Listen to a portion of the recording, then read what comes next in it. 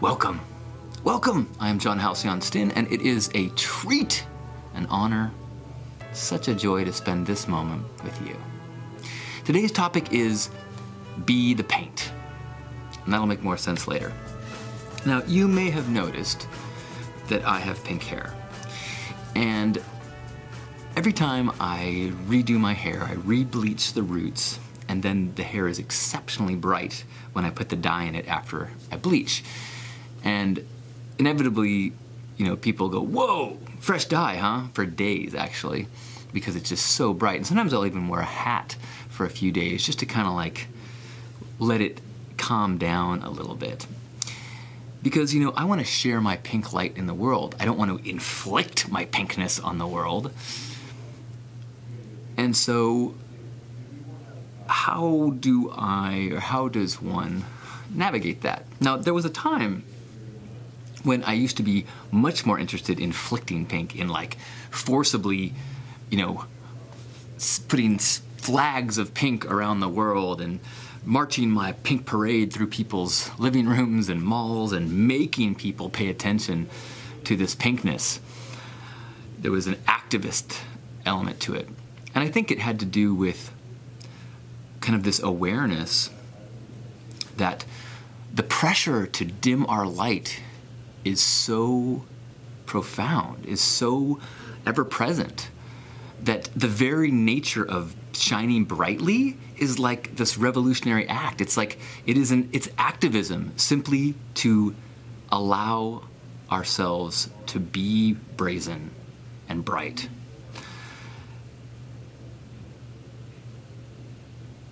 And then I started thinking about, how did that happen? How did I get to that point of wanting to forcibly shine pink onto the world and onto people? Because I was not always that way. I used to be very, very shy. And sometime after college, I started to get more kind of settling into who I was. But something significant happened with my discovery of the internet. And I can remember both a literal and figurative striptease that I did online, where I would share a little bit about myself that I was vulnerable about, and then I would get this warm feedback. Because there was a time when I was extremely scared about sharing, or about people knowing or seeing who I really was, because I was insecure about who I was. In high school, I was so insecure about my complexion and my pasty skin that I would wear fake tan, and I would wear foundation. And I was always so afraid of somebody discovering and noticing that I was living a lie, that I was wearing this mask. And I can remember a time when someone said, "What's up with your skin?" And I froze and then just kind of booked out of there. And that was like the worst thing I could imagine happening. That was the worst thing. That it happened. And I was so scared, and I was so nervous, and I was so just embarrassed. I went from being orangish to like just red and ran away. And then my friend Scott told me something that just changed my whole perspective on things. He told me this technique he had when someone was being mean or bullying him. They'd be like, "You're lame, you do you," and he would, instead of like doing what I do of like blushing and turning and defending myself and, well, but I don't do that, or what, he would just hear the insult and go, "Wow, when you say that, that really hurts my feelings." And that kind of like acknowledgement, like, "Oh wow, yes, you were trying, that did hurt. You were trying to hurt me, and that hurt." It's just like, it stopped the fight. It said, "Yep." It's not a punch back. It's a, wow, nice shot. And I was like, oh my gosh, like it just changed my whole perspective on conflict and on fear and on interactions that I was scared of. And so then the next time I was in a scenario and someone was like, they're like, "John, your skin looks like orange."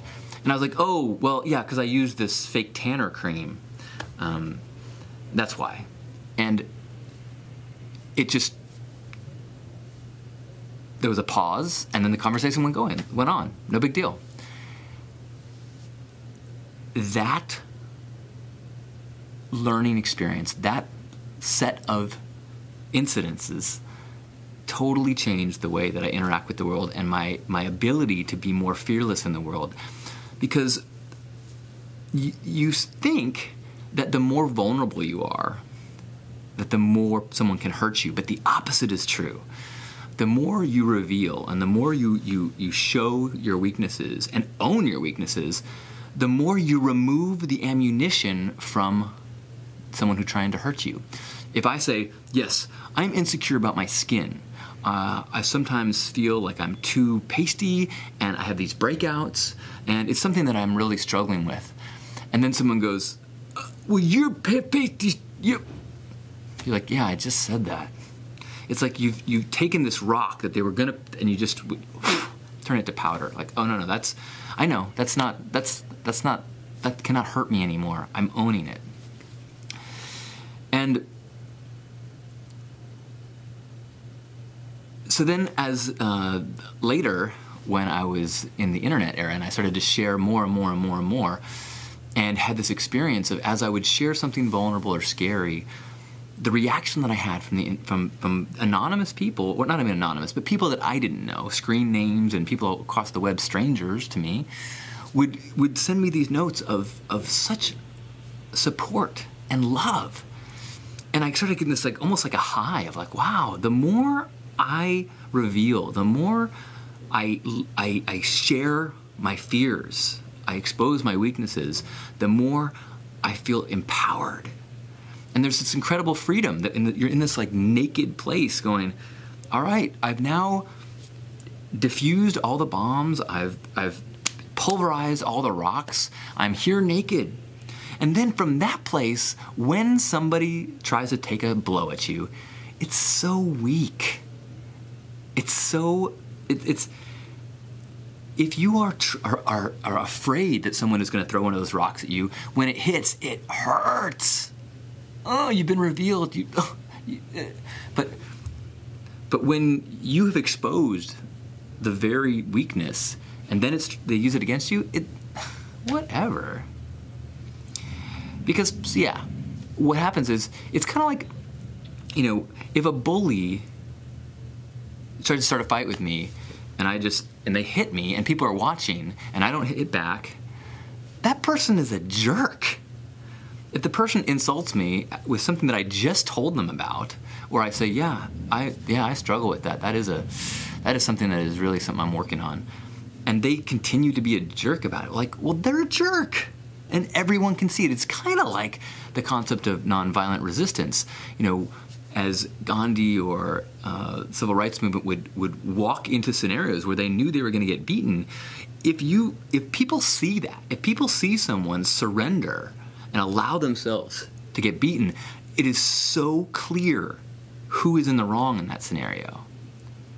It is so clear who the bully is, and it's so clear what side, the side of just righteous love, and what side we all want to be on. No one wants to be on the side of the person that picks on the person who is vulnerable. And so, through this internet striptease of sharing a little bit, and then sharing a little bit more, and then sharing a little bit more, and then finally being naked, I got intoxicated by it. I felt like, yes, I feel this freedom of being like, all I need to do is be me and be honest about it and be true about it. And then, yes, there will be people that will try to make me feel bad, but the power in it is so strong that I'm not affected.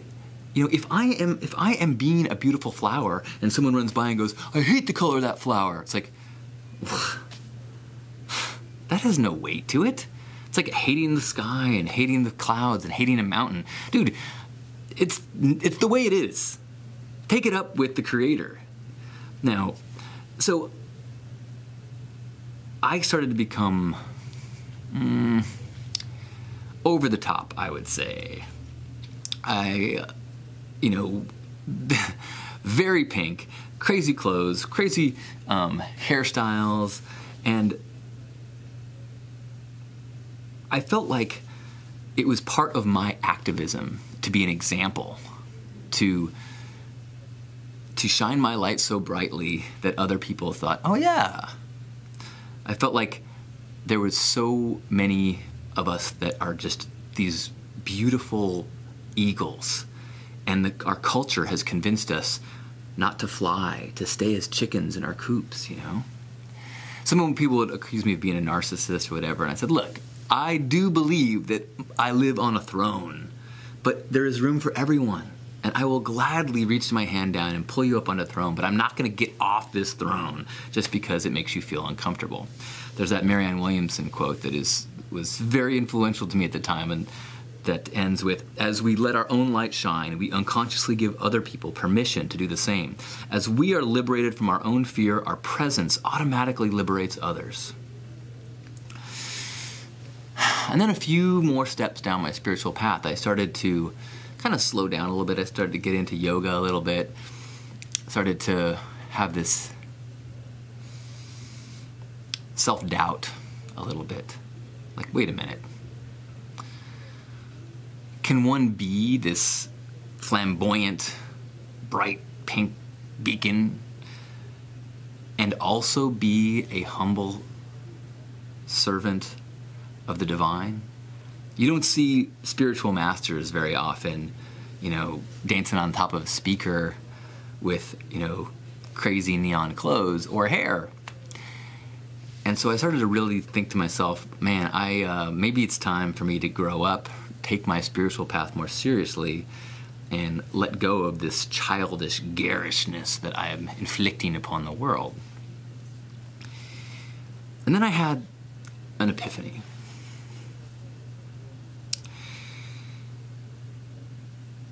That I needed to stop thinking of myself as the expression in relation to the universe and the divine. That I am merely a tiny piece of the whole. I am a single brushstroke in a grand painting. I am not the one creating the painting. The divine, God, the universe, the flow, love, whatever, there's something greater and more grand than me that is crafting this beautiful painting. And each one of us is the colors of the paint. There are bright colors, there are dull colors.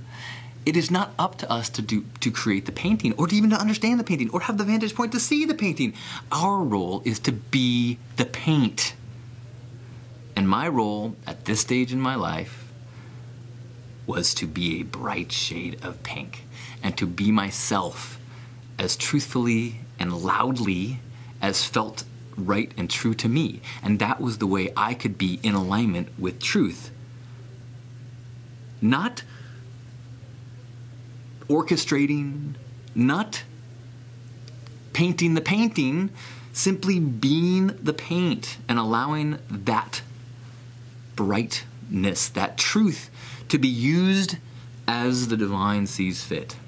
And when everybody does that, when everybody surrenders to and sinks in and is their truth, not all trying to be what the marketing machine has told us, not all trying to be what our socialization has taught us, but being the true hue that we are, then the universe has the palette to create the masterpiece. And I have faith that when we all are our true selves, that masterpiece will unfold beautifully, and is unfolding beautifully.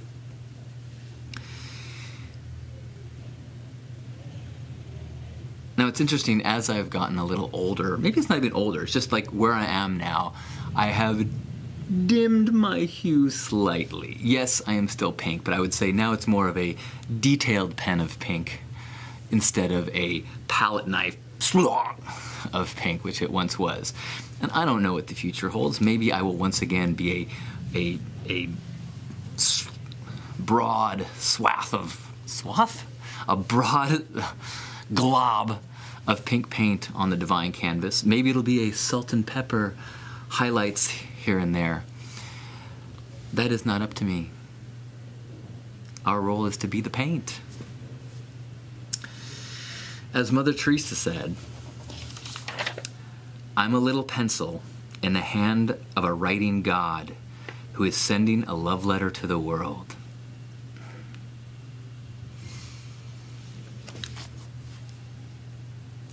Yes.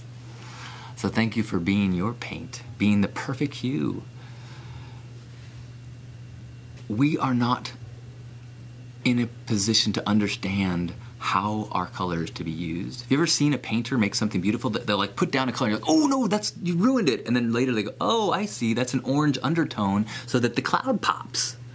Or, oh, that's the green that brings out the skin tone. Or that's the, like, look, let the master do the painting. Be the paint.